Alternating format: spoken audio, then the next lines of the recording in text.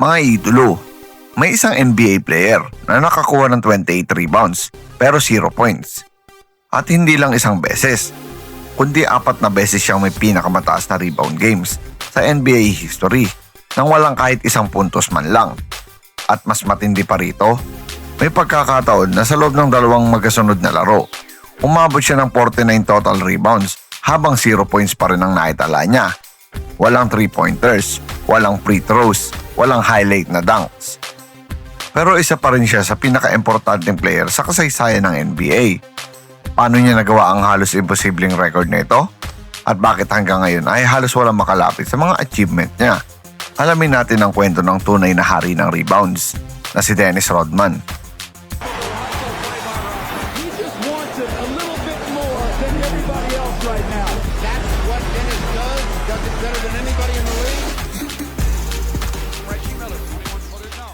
Hello guys, welcome! Yo, what's up mga idolo? Welcome back sa ating channel.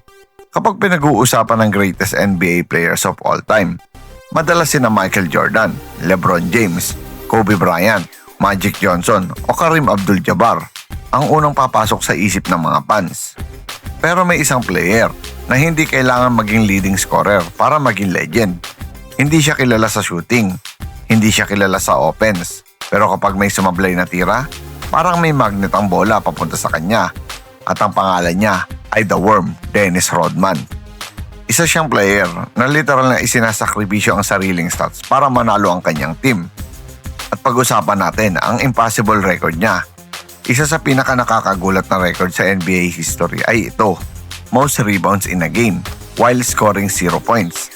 At alam niyo ba kung sino ang may hawak ng top 4? Lahat ng yan ay si Dennis Rodman. 28 rebounds, 0 points. 25 rebounds, 0 points. 24 rebounds, 0 points. 21 rebounds, 0 points.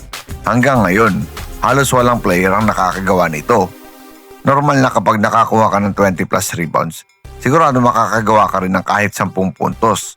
Pero si Rodman, hindi siya interesado sa scoring. Ang mission niya ay isang bagay lang. Huwag mong hayaang makakuha ng second chance ang kalaban. Pero hindi pa dyan natatapos mga idolo. May pagkakataon ng NBA season na sa loob ng 2 sunod na laro, nakakuha siya ng 49 total rebounds habang 0 points ang kanyang naitala. Isipin niyo iyon, 49 rebounds, 0 points. Hindi siya naghahabol ng scoring title. Hindi rin siya naghahabol ng MVP stats. Ang hinahabol niya ay bawat mintis na tira. Para sa kanya, bawat miss shot ay parang isang treasure na kailangan niya makuha. Pero paano niya nga ba nagagawa ito? Maraming fans ang nagtatanong, ano bang sikreto ni Dennis Rodman? Una, elite anticipation. Bago pa lang bitawan ng bola ng shooter, may idea na siya kung saan ito babagsak. Parang binabasa niya ang trajectory ng bola. Pangalawa, hindi siya natatakot sa physical contact. Mas gusto pa nga niya makipagbalyahan sa mas malalaking center. Pangatlo, hindi siya napapagod. Habang ang ibang players ay naglalakad pabalik sa depensa, si Rodman ay tumatakbo pa rin na parang first quarter pa lang. At pang-apat, napakataas ang basketball IQ niya. Hindi lang siya basta tumatalon.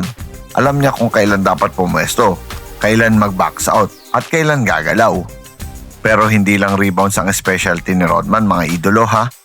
Isa rin siya sa pinakamahusay na defender sa NBA history. Kaya niyang bantayan ng point guard hanggang center. Napakabihira ng player na kaya mag-switch sa kahit sinong kalaban. Kaya noong panahon niya, isa siya sa pinakamahirap kalabanin. Hindi ka lang niya pipigilan sa pag-score. Pagod na pagod ka pa sa buong laro. At pag-usapan din natin ang mga achievement ni Dennis Rodman. Ngayon, tignan natin kung gaano kabigat ang kanyang karir.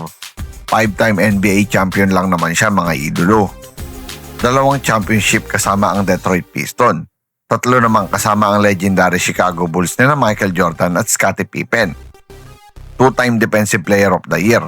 Napakahirap manalo ng award na ito mga idolo, pero nagawa niya ito ng 2 beses. 7 straight rebounding titles.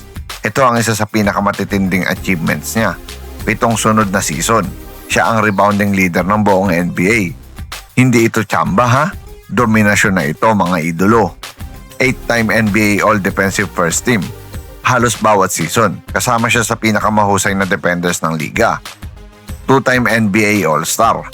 Bagamat hindi siya scorer, kinilala pa rin siya bilang isa sa pinakamahusay na players ng kanyang panahon. NBA 75th Anniversary Team. Nang piliin ng NBA ang 75 greatest players in history, kasama si Dennis Rodman. Ito ay isang patunay na hindi lang scoring ang basehan ng pagiging all-time great. Hall of Fame. Noong 2011, official siyang na-induct sa Naismith Basketball Hall of Fame. Isa na siyang immortal ng basketball. Bakit nga ba mahirap basagin ang record niya? Sa modern NBA, halos lahat ng players ay gusto ng tumira ng tres.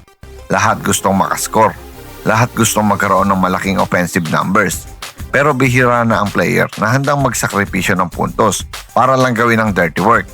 Kaya malamang, ang record ni Dennis Rodman ay mananatiling buhay sa napakahabang panahon. Hindi dahil imposibleng makuha ang rebounds, kundi dahil wala nang gustong maging katulad niya. At pag-usapan na rin natin ang legacy ni Dennis Rodman. Maraming nagsasabing underrated si Dennis Rodman. Pero kapag tinanong mo ang mga nakalaro niya, halos pare-pareho ang sagot. Isa siya sa pinakamahalagang teammate na maaari mong makasama. Dahil alam niya hindi kailangan maging leading scorer para maging champion. May mga superstar na gumagawa ng points. Pero may mga player na tulad ni Rodman na gumagawa ng lahat ng hindi nakikita sa stat sheet. At iyon ang dahilan kung bakit 5 beses siyang naging kampiyon. Sa panahon ngayon, maraming players ang hinahabol ang 40 points, triple-double, at social media highlights. Pero ipinakita ni Dennis Rodman na may ibang paraan para maging alamat. At hindi lang sa dami ng puntos, kundi sa dami ng effort. Sa bawat dive sa bola, sa bawat backs out, sa bawat rebound na inilaban niya. At marahil, wala nang ibang player ang makakagawa ng 28 rebounds habang walang kahit isang puntos. Isa itong record na parang ginawa para kay Dennis Rodman lamang. Kung nagustuhan ninyo ang video na ito, siguraduhin i-like ninyo ang video at mag-subscribe sa channel para sa mas marami pang NBA stories, legends, records at basketball facts na siguradong ikagugulat ninyo. At ngayon, gusto kong malaman ang opinion ninyo. Sa tingin ba ninyo, may NBA player pa bang kayang higitan ng rebounding records ni Dennis Rodman? O mananatili na itong isa sa pinaka-untouchable record sa kasaysayan ng NBA? I-comment niyo ang inyong sagot sa ibaba. Maraming salamat sa panonood. Dahil dito sa channel na ito, basketball ang tunay na panalo. And this man here, I could hug him because he's the only man that ever cried for me. You know, because I was really burning both ends of that camera for a long time. That's the reason why I said that I'm surprised I'm still here. And not everyone knows that. But I'd like to set the record straight just for the time being. And maybe hopefully that in the future that I can actually try to be somewhat of a good individual and a good father to my kids. And Once again, this is your Spotlight and Sports. Maraming salamat mga ka-sports.